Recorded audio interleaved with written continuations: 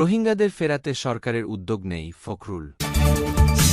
বন্যায় ব্যাপক ক্ষয়ক্ষতিসহ প্রচণ্ড তাণ্ডবে সরকারের উদাসীনতা বিস্ময়কর, রিজভী। এতক্ষণ শুনছিলেন সংবাদ শিরোনাম, এখন থাকছে বিস্তারিত।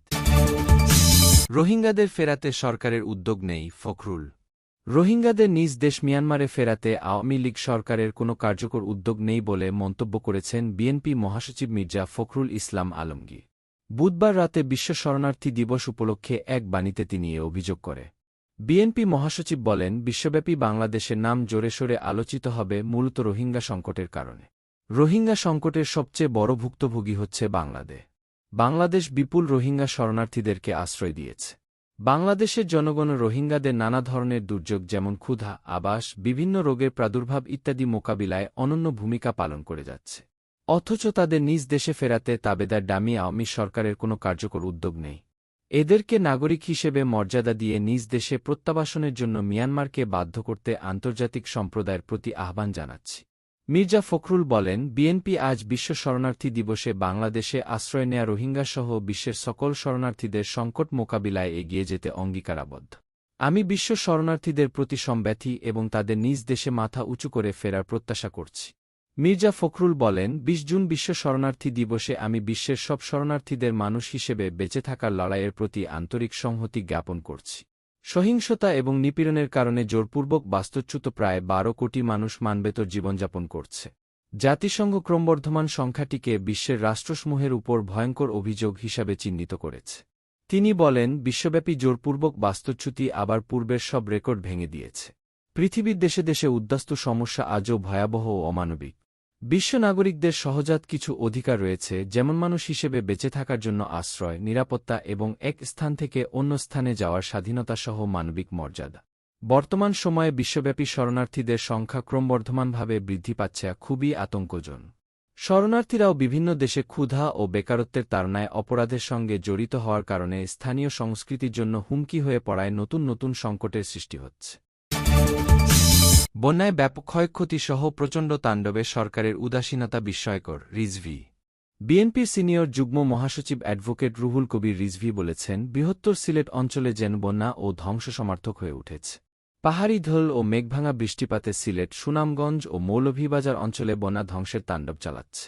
বহু মানুষ বসতবাড়ি, ক্ষেতখামার প্রচণ্ড ক্ষতির সম্মুখীন হয়েছে। তলিয়ে গেছে হাসপাতাল, শিক্ষা প্রতিষ্ঠান, অফিস কাচারি। ভেসে গেছে পুকুরের মাছ ও ক্ষেতের ফসল। সিলেটে জলধারাবর্ষণে মনে হয় যেন পৃথিবী ভেসে যাচ্ছে। প্রতিবছর পুন বন্যায় ব্যাপক ক্ষয়ক্ষতিসহ প্রচণ্ড তাণ্ডবে সরকারের উদাসীনতা বিস্ময়। রাজধানীর নয়াপল্টনে বিএনপির কেন্দ্রীয় কার্যালয়ে বৃহস্পতিবার এক সংবাদ সম্মেলনে এসব কথা বলেন তিনি। রিজভী বলেন, দেশের ভেতরের বৃষ্টি ও উজানের ঢলের পানিতে দিশেহারা মানুষ কোথাও নিরাপদ আশ্রয় পাচ্ছে না। ঘরের ভেতর উঁচু মাচা করার পরেও টিকতে পারছে না। এদিকে উত্তর পূর্বাঞ্চলের রংপুর ও ময়মনসিংহ বিভাগের অবস্থাও মারাত্মক সঙ্গী। উজানের ঢল প্রবল গতিতে নেমে আসায় সিলেট ও রংপুর বিভাগের নদীগুলো উপচে দুই পাশে প্রবল বন্যার সৃষ্টি হচ্ছে। লক্ষ লক্ষ মানুষ পানিবন্দী হয়ে পড়েছে। বৃহত্তর সিলেট, রংপুর ও ময়মনসিংহে পানিবন্দী মানুষের কাছে কোনো ত্রাণ পেছায়নি। এক অসহায় বিপন্ন অবস্থায় দিন কাটাচ্ছে লক্ষ লক্ষ বন্যা উপদ্রুত মানুষ। রিজভী এই অঞ্চলে বিএনপির সব স্তরের নেতাকর্মীদের বন্যা দুর্গতদের পাশে দাঁড়ানোর জোর আহ্বান জানা। বিএনপির এই মুখপাত্র বলেন, সরকারের ভুল নীতির খেসারত দিতে হচ্ছে আজ বন্যা উপদ্রুত মানুষদের। বিশেষজ্ঞদের অভিমত, সিলেটের হাওর উন্নয়নের নামে চলছে অপরিকল্পিত কর্মকাণ্ড। নদীতে বাঁধ দিয়ে স্বাভাবিক গতি প্রবাহকে বাধাগ্রস্ত করার কারণেই বন্যার প্রকোপ বেড়েছে। একই অঞ্চলে প্রতিবছর বন্যা হওয়ার পরেও আর্লি ওয়ার্নিং সিস্টেম গড়ে তুলতে সক্ষম হয়নি সরকার। মানুষকে সীমাহীন দুর্ভোগের মধ্যে ঠেলে দেওয়া যে সরকারের কর্মসূচি, সে সরকারের দ্বারা একটি জাতির সর্বাঙ্গীন উন্নতি লাভ কখনোই সম্ভব নয়। আজ ডামি সরকারের লুটেরা নীতির জন্যই ভুক্তভোগী জনগণের মর্মভেদী অশ্রুপাতের কারণ। আওয়ামী সরকার দেশের সার্বভৌমত্ব দুর্বল করে নিজের ক্ষমতাকে আঁকড়ে রাখার জন্য উন্নয়নের কর্মকৌশল নির্মাণ করেছে। সুতরাং সেই উন্নয়ন মধ্যে পাটকাঠির কাঠামো রয়েছে বলেই সেটি ধসে পড়ছে, আর দেশের মানুষকে পোহাতে হচ্ছে দুর্যোগ ও দুর্ভোগ। জিয়া খালেদা ভারতের সঙ্গে বৈরী সম্পর্ক করে দেশের ক্ষতি করেছেন, কাদের।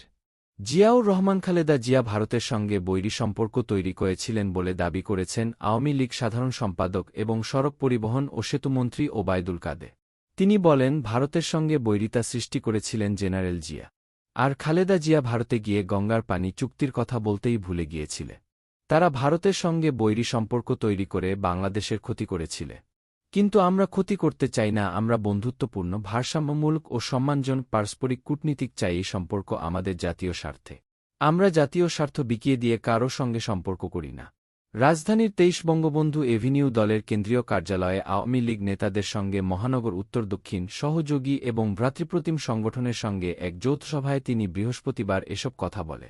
ওবায়দুল কাদের বলেন, মিয়ানমারের কিছু অংশ ছাড়া আমাদের চারপাশে ভারত বিস্তৃত। তাই আমরা সমস্যার সমাধান করব আলোচনা টেবিলে। সংশয় আর অবিশ্বাসের দেওয়াল খালেদা জিয়া সৃষ্টি করেছিল।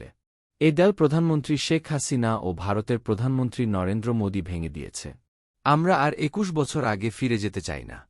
শেখ হাসিনা গণতন্ত্রের স্বাদ দিয়েছেন মন্তব্য করে আওয়ামী লীগ সাধারণ সম্পাদক বলেন, এই দেশে মানুষের যা কিছু অর্জন সবকিছু আওয়ামী লীগের নেতৃত্বে হয়েছে। বঙ্গবন্ধু কন্যা শেখ হাসিনা প্রায় ৪৩ বছর ধরে এই দলের নেতৃত্ব দিচ্ছে। তার নেতৃত্ব এই দলের নেতাকর্মীদের প্রেরণার উৎস। বঙ্গবন্ধু কন্যার আপোষহীন, সুদক্ষ ও বলিষ্ঠ নেতৃত্বে স্বৈরতন্ত্র পেরিয়ে আজ বাংলার জনগণ গণতন্ত্রের স্বাদ পেয়েছে। কালের বিবর্তনের সঙ্গে তাল মিলিয়ে আজ ডিজিটালের পথ পেরিয়ে স্মার্ট বাংলাদেশের স্বপ্নিক অভিযাত্রায় বাংলাদেশ আওয়ামী লীগ। বাংলাদেশ আজ স্বল্প উন্নয়ত দেশ থেকে উন্নয়নশীল দেশে পরিণত হয়েছে।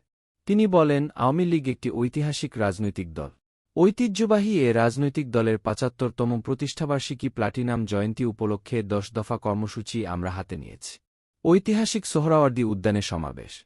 এই সমাবেশে বীর মুক্তিযোদ্ধা, বিভিন্ন রাজনৈতিক দলের নেতা ও সমাজের সচেতন নাগরিকদের আমন্ত্রণ জানানো হবে। আমরা আক্রান্ত হলে ছেড়ে দেব না, সেন্ট মার্টিন নিয়ে ওবায়দুল কাদের। সেন্ট মার্টিন সীমান্তে উত্তেজনা প্রসঙ্গে আওয়ামী লীগের সাধারণ সম্পাদক এবং সড়ক পরিবহন ও সেতুমন্ত্রী ওবায়দুল কাদের বলেন, আমরা আক্রান্ত হলে ছেড়ে দেব না। আমরা আক্রমণ করব না। তবে আমাদের প্রস্তুতি আছে।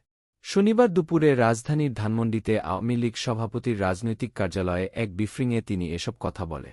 সেন্ট মার্টিনে মিয়ানমারের গোলাগুলি নিয়ে দেশটির সঙ্গে আলাপ আলোচনার মাধ্যমে সমাধানের চেষ্টা চলছে বলে জানান ওবায়দুল কাদের।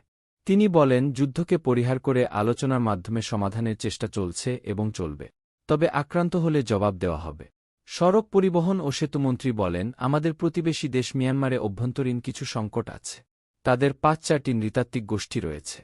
তাদের নিজেদের মধ্যে বিরোধ রয়েছে, মতানৈক্য নেই। তাদের অভ্যন্তরীণ সংকটে আমরা যদি ভুক্তভোগী হই, সাফার করি, তাহলে সেটা হবে অত্যন্ত দুঃখজনক। সেখানে সরকারে আছে সামরিক শাসক। আমরা আলাপ আলোচনার মাধ্যমে সমাধানের চেষ্টা করছি এবং করে যাব যুদ্ধ পরিহার করে। তবে আমরা আক্রান্ত হলে সে আক্রমণের জবাব দেব। আমাদের খাটো করে দেখার কিছু নেই। আমরা প্রস্তুত আছি। আজ রোহিঙ্গা সমস্যা বাংলাদেশের ওপর জেঁকে বসেছে উল্লেখ করে ওবায়দুল কাদের বলেন, মানবিক কারণে প্রধানমন্ত্রী শেখ হাসিনা উদারভাবে সীমান্ত খুলে দিয়েছিলেন। এজন্য তাকে মানবতার মা বলা হয়। এখন বিশ্বের বড় বড় দেশ ও সংগঠনগুলো এজন্য আমাদের প্রশংসা করে, লিপ সার্ভিস দেয়। কিন্তু রোহিঙ্গাদের পুনর্বাসনে যে সাহায্য, তার পরিমাণ অনেক কমে গেছে। অর্থনৈতিক চলমান সংকটে আমরা চিন্তায় আছি। ১০-১২ লাখ রোহিঙ্গা বাড়তি চাপ সৃষ্টি করে আছে। দুনিয়ার বড় বড় দেশগুলো এ সংকট নিয়ে কথা বলে। আমাদের লিপ সার্ভিসের দরকার নেই। দরকার আমাদের কাঁধ থেকে রোহিঙ্গাদের বোঝা নামিয়ে ফেলা। আমরা সার্বিক চেষ্টা চালিয়ে যাচ্ছি। আমাদের প্রধানমন্ত্রী যেখানেই যান সবার আগে রোহিঙ্গা প্রসঙ্গ উপস্থাপন করে। কাদের বলেন, দুঃখজনক, জাতিসংঘ এখন নকদন্তহী। তাদের কথা ইসরায়েল শোনে না, বড় বড় দেশগুলো শোনে না।